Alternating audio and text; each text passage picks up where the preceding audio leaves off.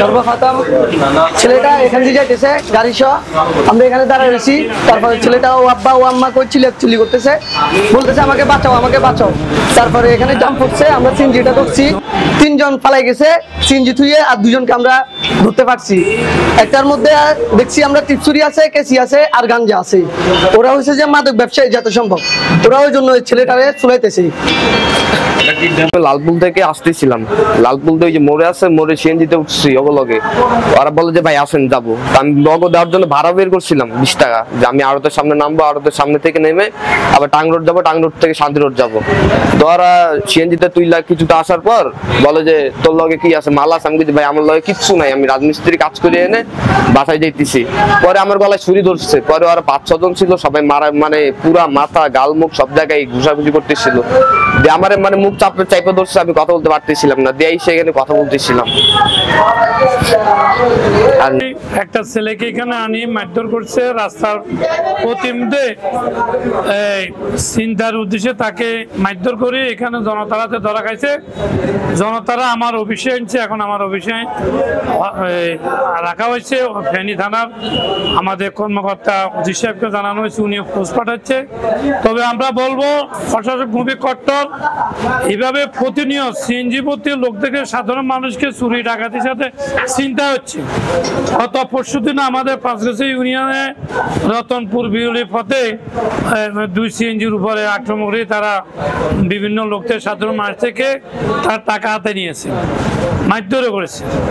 তো আমরা বলবো এখন আমাদের হাতে 2 জন ধরা গেছে, সিএনজি রাখি গেছে, আর ওই ড্রাইভার এবং আরো 2 জন পালিয়ে গেছে।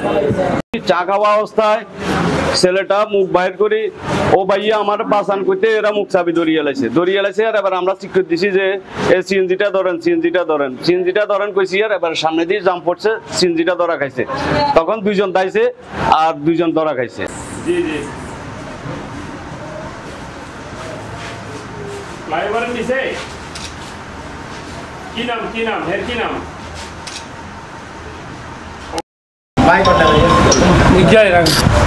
তোমাদের বাড়ি কোথায়?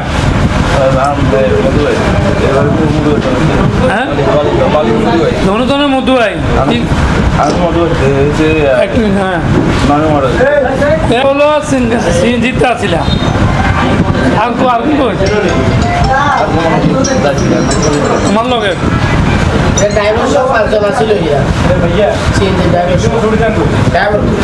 বাবার নাম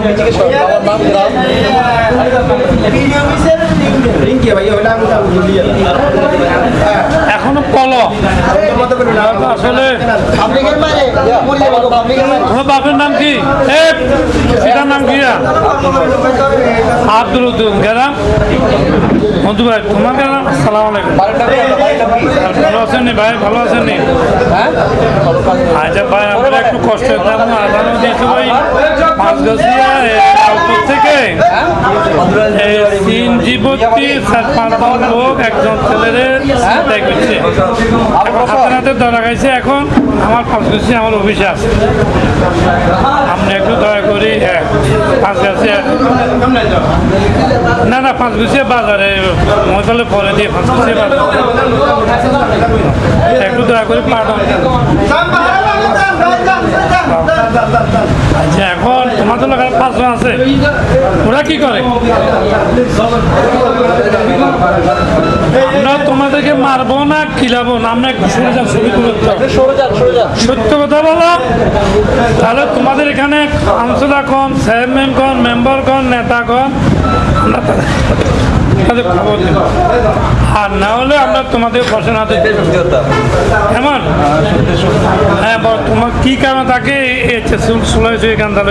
দৈনিক কর্ণকণ্ঠ সবার কথা বলে।